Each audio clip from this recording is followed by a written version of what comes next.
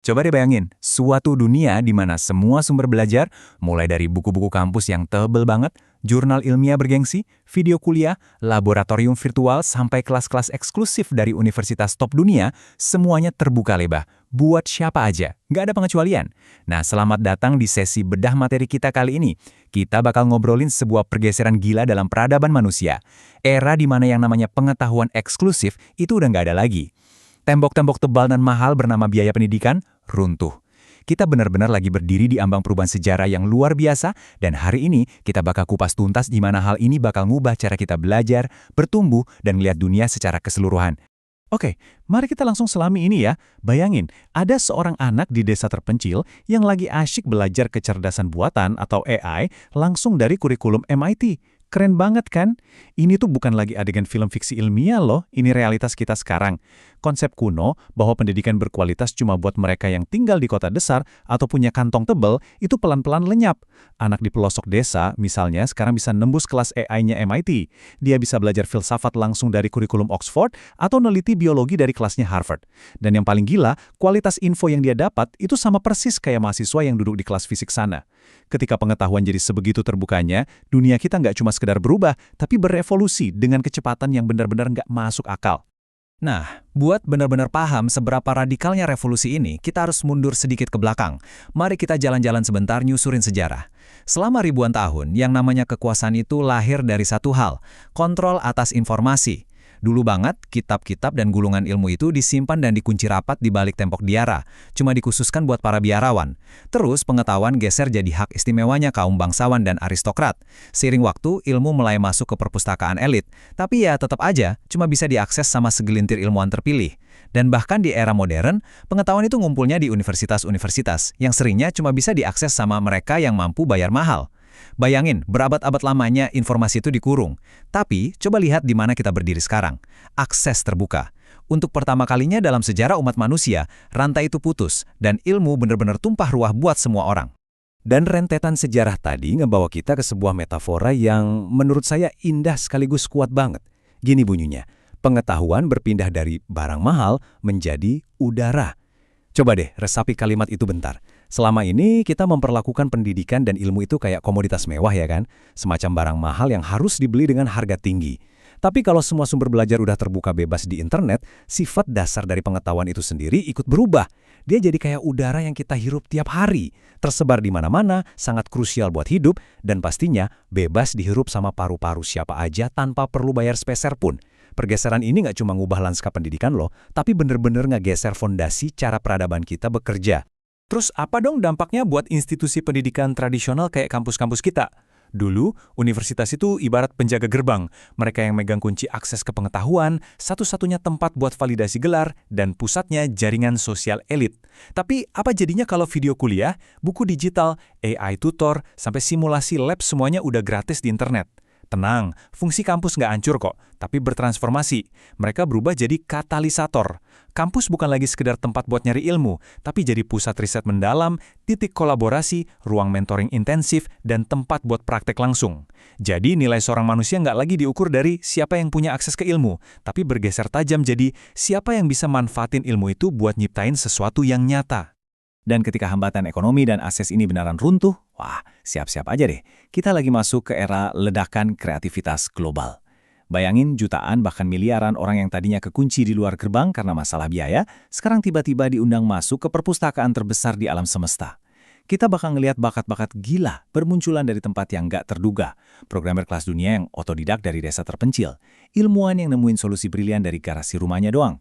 Guru-guru independen yang bisa menginspirasi jutaan murid tanpa harus terikat satu sekolah pun. Peneliti yang bikin terobosan tanpa perlu birokrasi institusi raksasa. Sampai anak-anak muda yang dengan santainya nge-mix berbagai ilmu lintas disiplin. Sejarah ngebuktiin, revolusi besar seringkali nggak lahir dari institusi mapan, tapi dari individu-individu merdeka yang bebas belajar. Potensi manusia benar-benar bakal meledak. Nah, mari kita beralih dan lihat gimana semua ini bisa kebangun secara teknologi. Ledakan ini nggak terjadi secara gaib ya. Ada 3 langkah katalisator utama yang jadi mesin pendorong sejarah ini. Pertama, jelas internet. Internetlah yang memulai pergeseran raksasa ini dengan nyambungin infrastruktur di seluruh dunia. Terus yang kedua, munculnya kecerdasan buatan atau AI. AI ini ngegas proses belajar kita habis-habisan dengan kemampuannya memproses, merangkum, dan interaksi sama informasi. Dan yang ketiga, gerakan pengetahuan terbuka itu sendiri. Gerakan inilah yang secara filosofis dan praktis nyempurnain sistemnya, mastiin kalau kolaborasi manusia itu dibangun di atas fondasi berbagi informasi secara gratis dan terbuka. Ketiganya ini benar-benar kerja bareng kayak sebuah mesin revolusi yang sempurna. Tapi, mari kita melambat sejenak di sini. Setiap revolusi besar itu pasti bawa masalahnya sendiri kan?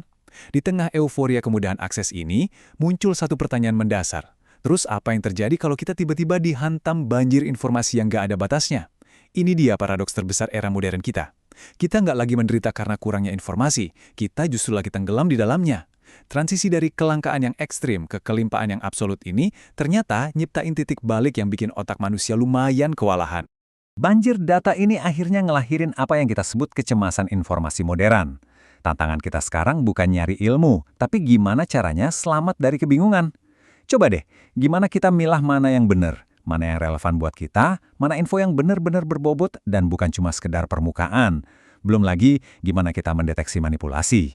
Atau yang paling susah nih, gimana caranya kita menyingkirkan konten-konten instan yang cuma bikin kita rebahan berjam-jam tanpa dapat faedah apa-apa. Overload mental dari proses milah-milah ini, ironisnya bisa bikin pendidikan kita malah jadi dangkal di tengah lautan informasi yang melimpah ruah. Jadi, poin krusialnya di sini adalah, karena lautan informasi ini sangat luas dan kadang menyesatkan, cara belajar gaya lama kita udah nggak mempan lagi. Ngapalin fakta, udah kuno banget. Mesin pencari bisa ngelakuin itu dalam hitungan milidetik. Nah, keterampilan esensial di masa depan itu udah naik level. Kemampuan tertinggi manusia bukan lagi mengingat, tapi berpikir kritis buat membedah data. Kemampuan buat nyambungin benang merah dari ide-ide di berbagai ilmu yang beda. Paham konteks, alias ngerti kenapa suatu informasi itu ada, dan puncaknya adalah ngebangun kebijaksanaan. Kemampuan manusiawi untuk pakai pengetahuan itu dengan cara yang tepat dan bermoral. Ngomong-ngomong soal teknologi yang super canggih ini, saya mau ngajak kalian mikirin satu pertanyaan nih. Pertanyaan yang sering banget bikin dunia pendidikan ketar-ketir. Kalau Google bisa ngasih semua jawaban secara instan, dan AI udah jago banget ngejelasin konsep fisika kuantum berasa kayak profesor top, lalu apa yang terjadi sama para guru? Apa iya, era pembelajaran terbuka ini bakal jadi akhir dari profesi pendidik yang selama ini kita kenal? Jawabannya justru sebaliknya. Ketika informasi melubar kemana-mana, kita bukannya kehilangan guru, kita malah makin butuh mereka. Tapi perannya berevolusi. Kalau ada pendidik yang cuma memposisikan dirinya sebagai penyedia informasi, yang kerjanya cuma ngasih jawaban dan ngejelasin konsep dasar, ya peran itu emang mulai tergeser sama teknologi, nggak bisa dipungkiri. Tapi guru sejati bakal berevolusi, jadi seorang navigator makna. Mereka ini yang bakal jadi kurator, bantuin kita milah sampah informasi. Mereka jadi pelatih yang ngasah cara kita berpikir kritis, dan pastinya mereka adalah pembangun karakter. Karena secanggih apapun sebuah AI ngejelasin konsep, kita sebagai manusia tetap butuh sosok manusia lain buat ngebimbing kita, natap mata kita, dan bikin kita sadar. Sebenarnya, buat apa sih kita capek-capek belajar ini semua? Kita harus ngelihat fenomena ini secara objektif dan imbang ya. Akses terbuka ini benar-benar pedang bermata dua. Di satu sisi, potensi utopisnya luar biasa terang. Kita bisa ngebangun dunia yang lebih adil. Kesenjangan sosial bisa dipangkas drastis, inovasi meroket karena banyak pemikir baru, peluang hidup terbuka lebar dan jutaan orang terbebaskan dari kebodohan struktural. Tapi jangan tutup mata sama realitas gelapnya. Kondisi ini juga berpotensi nyiptain dunia yang kacau. Demokratisasi informasi ini memungkinkan menyebarnya berita palsu secara massal, manipulasi opini, beban mental yang berlebihan karena overload informasi, dan ironisnya bisa ngelahirin generasi yang tahu banyak banget hal, tapi secara fundamental memahami sangat sedikit. Punya akses ke pengetahuan itu sayangnya nggak otomatis bikin kita jadi bijak. Makanya ingatlah selalu dilema ini. Pisau yang sama bisa jadi alat bedah atau malah jadi senjata. Akses informasi ngasih kita kebebasan yang benar-benar mutlak. Tapi kalian tahu kan, bareng sama kebebasan mutlak itu, datang juga tanggung jawab yang monumental. Pengetahuan ini ibarat instrumen. Di tangan orang yang kritis dan bijaksana, dia bakal jadi pisau bedah yang bisa nyembuhin penyakit masyarakat dan majuin peradaban. Tapi, di tangan mereka yang nggak terlatih buat milah kebenaran, pengetahuan itu bisa banget berbalik jadi senjata yang bikin perpecahan dan nyesatin banyak orang. Dan ini dengan sangat brilian mengilustrasikan kenapa definisi kita tentang sekolah itu harus dirombak. Kita nggak lagi ngomongin sekedar gedung fisik yang wajib didatengin tiap pagi, tapi kita lagi ngomongin sebuah ekosistem pendidikan masa depan. Di ekosistem ini, AI bakal nemenin kita sebagai tutor pribadi yang siap sedia kapan aja. Kurikulumnya lentur banget, nyesuaiin sama bakat individu kalian. Belajar juga bergeser dari sekedar ngafal teori jadi ngerjain proyek nyata yang ada dampaknya. Dan ini nih yang paling revolusioner. Selembar ijazah atau sertifikat tradisional perlahan bakal digantiin sama portofolio karya.